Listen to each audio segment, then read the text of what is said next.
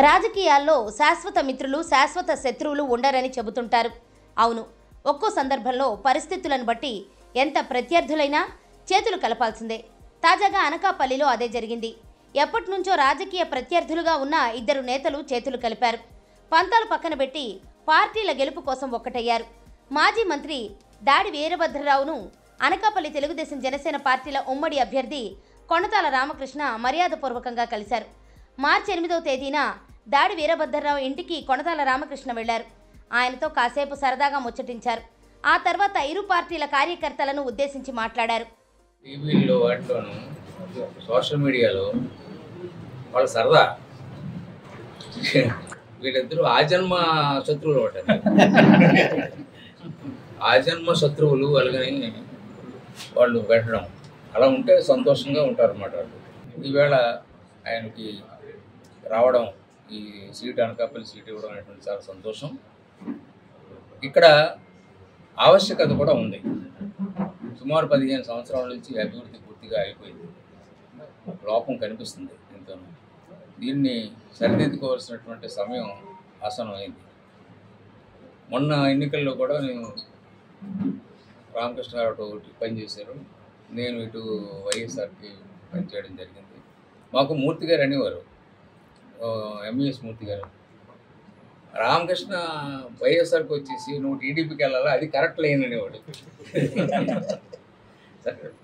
ఆయన మనం అనుకుంటే జరిగే కావు, దైవం సంకల్పించాలి.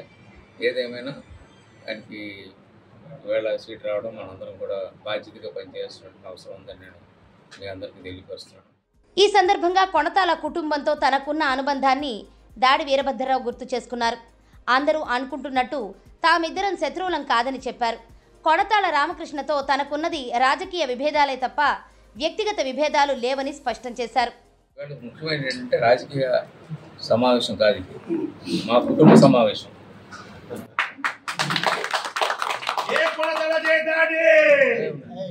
రామకృష్ణ గారి కుటుంబంతో మా కుటుంబం చాలా అవినాభావ సంబంధాలతో ఉండేది. మా తాతయ్య గారి దగ్గర నుంచి, వీళ్ళ నాన్నగారు సుబ్రహ్మణ్యం గారి దగ్గర నుంచి చాలా అవినాభావ సంబంధాలు మాకు ఉండేవి. సుబ్రహ్మణ్యం గారి బెడ్రూమ్లోకి నేను వీళ్ళతో పాటు స్వతంత్రంగా వెళ్ళేవాడిని. ఇంకెవరో కూడా, గౌరపాలెంలో ఎవరో కూడా ఆయన బెడ్రూమ్లో టచ్ చేయడానికి వెళ్ళలేదు. అటువంటి ఆత్మీయత మాకు ఉండేది.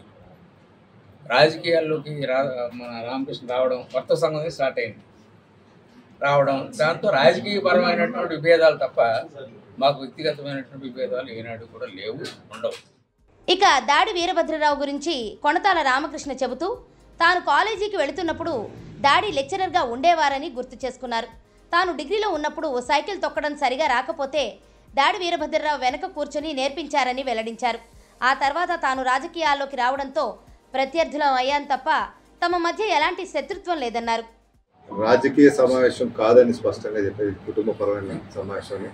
100% ఈ కుటుంబం ఇప్పుడే కాదు, దాడి వీరనాయుడు గారి దగ్గర నుంచి, నాన్నగారి దగ్గర నుంచి ఎంతో రెండు కుటుంబాలు ఎంతో ఆప్యాయంగా ఉండే పరిస్థితులు చిన్నప్పుడు చూసాం. ఆఖరికి నేను కాలేజీ స్టూడెంట్గా వెళ్ళినప్పుడు కూడా వారు టీచర్గా మాకు లెక్చర్గా ఉండేవారు. నాకు నాటకాలు రిహార్సల్ చేసేటప్పుడు మాకు తెల్లవారులు ఉండేవారు. వచ్చేవాడిని. అప్పుడు పలికే బంగారం అయ్యాన్ని తెచ్చినప్పుడు అంటే అసలు రాత్రులు నేను కొత్తగా సైకిల్ తొక్కడం నేర్చుకోవడప్పుడు డిగ్రీలో, అప్పుడు నేను సైకిల్ తొక్కుంటే వెనక్కి కూర్చొని వచ్చి అలా ఉండేది, అంత ఇదిగా ఉండేది. సరే, అనివార్య కారణాలు రాజకీయ సిద్ధాంతపరంగా వేరే కాదు. దాడి వీరభద్రరావు గతంలో టీడీపీలో ఉండగా కొణతాల రామకృష్ణ కాంగ్రెస్లో ఉన్నారు. దీంతో ఇద్దరు నేతలు ప్రత్యర్థులుగా మారారు. ఆ తర్వాత ఇద్దరు నేతలు వైఎస్ఆర్సీపీలో కూడా పనిచేశారు. కానీ వీరిద్దరి మధ్య విభేదాలు అలాగే కొనసాగాయని అందరూ అంటుంటారు. గత కొంతకాలంగా పొలిటికల్గా కాస్త కామ్గా ఉండిపోయిన దాడి కొణతాల ఇటీవల వైసీపీని వీడారు. వీరభద్రరావు టీడీపీలో చేరగా కొణతాల రామకృష్ణ జనసేన పార్టీలో చేరారు.